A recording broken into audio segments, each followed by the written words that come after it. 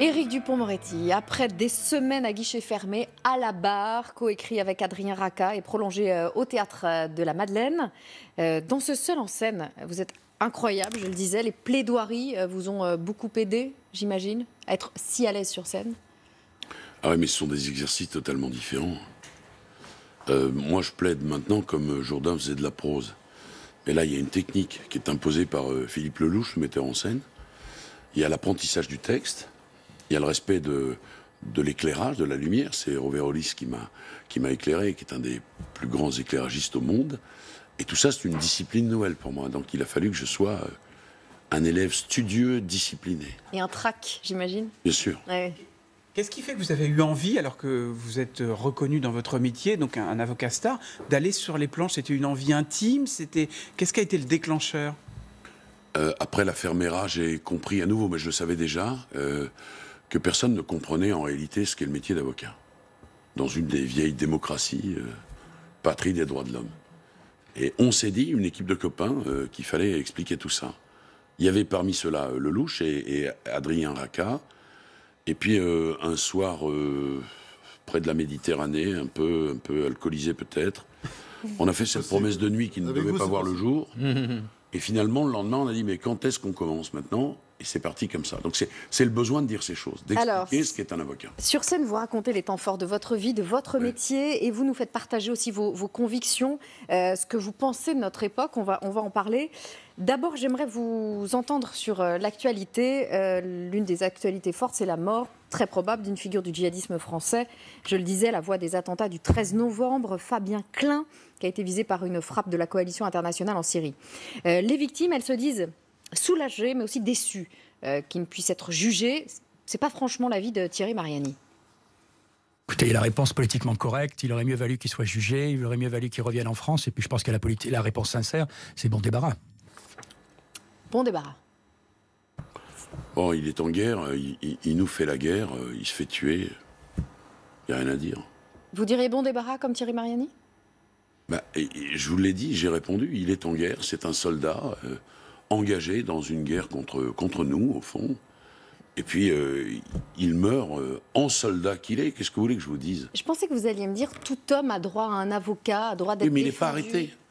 Vous savez, s'il est arrêté et qu'on va le tuer dans sa cellule, là, je vous dis bien sûr qu'il a le droit d'être jugé, bien sûr qu'il a le droit à un procès, bien sûr qu'il a le droit à un avocat, parce qu'on est rentré dans un processus judiciaire.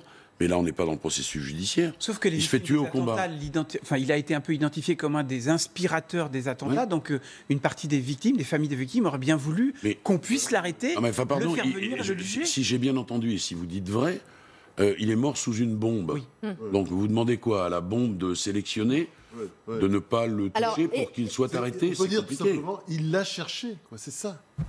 Élargissons la question donc, du rapatriement des djihadistes. Ça, c'est autre chose, bien sûr. Des djihadistes français. Là, vous estimez que doivent être rapatriés et être jugés en France? Bien sûr.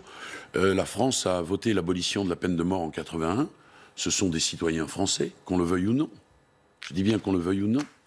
Et bien sûr qu'on ne peut pas fermer les yeux et faire comme si de rien n'était. En réalité, il faut les rapatrier, surtout quand ils encourent la peine de mort, et les juger en France. Et il faut qu'ils aient droit à un procès équitable. Mais le problème, c'est qu'on n'a pas les structures pour les accueillir. Si, bien sûr qu'on a les structures. Bien sûr.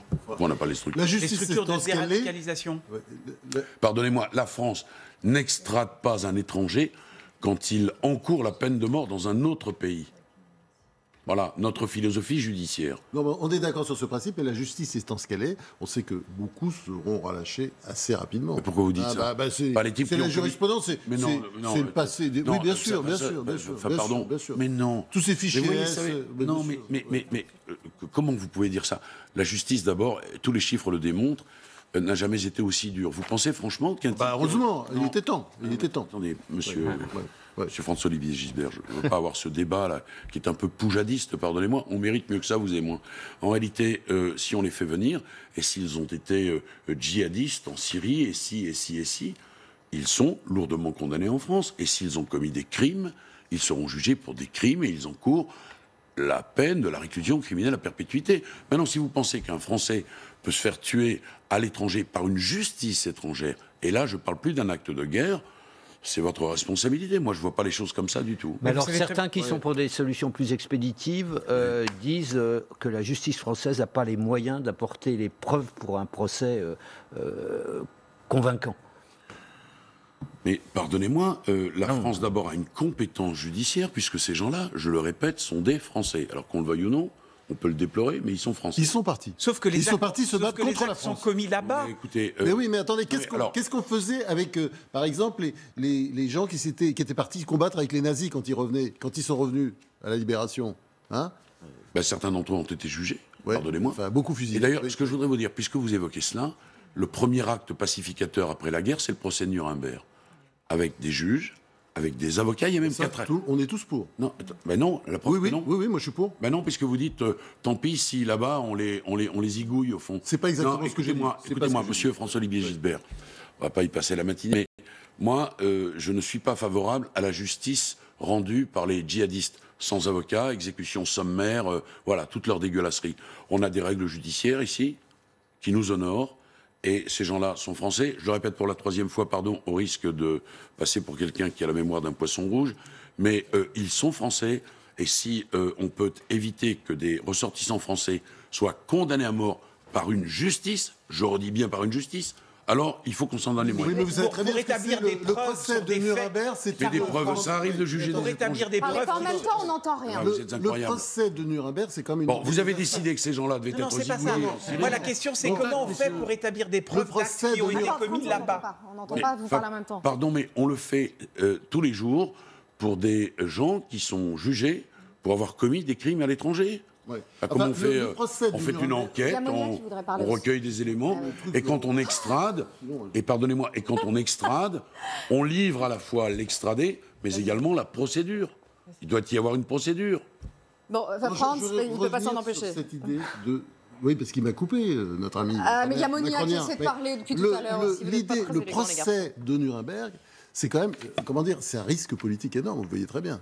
Ça veut dire la France devient le centre de l'antiterrorisme. Enfin, ça veut dire la France apparaît. Non, mais c'est je ça vous aussi. parle- je vous Est-ce parle des que vous pensez que l'État français aujourd'hui serait en mesure de faire ça? Parce que ça, c'est vrai que c'est une très bonne idée. Mais évidemment. Mais évidemment. Monia, c'est maintenant, il faut y aller pour la question. Il n'a pas répondu Non, encore. oui, je mais non. réponds évidemment. Il est répond sais que les évidemment, adverbes c'est sont une réponse. inutiles, mais enfin. Monia, Ouais. Éric Dupond-Moretti, est-ce que des Français qui ont rejoint l'État islamique et qui sont rentrés en France vous ont contacté pour être défendus par vous? Non. Non. Non. Vous accepteriez, vous? Je sais pas. Vous savez pas? Peut-être. Peut-être. Mais ça dépend dans quel état il se trouve. D'abord, moi, je pense que pour défendre les terroristes, il faut aussi qu'ils soient en demande de justice. Moi, je ne veux pas défendre un terroriste qui refuse de s'exprimer. Je ne suis pas un pot de géranium qu'on met devant le box. En revanche, s'il a des choses à dire, pourquoi pas? Pourquoi pas? allez, on revient dans 2 minutes. On parlera de l'affaire Benalla notamment et de votre spectacle. À tout de suite.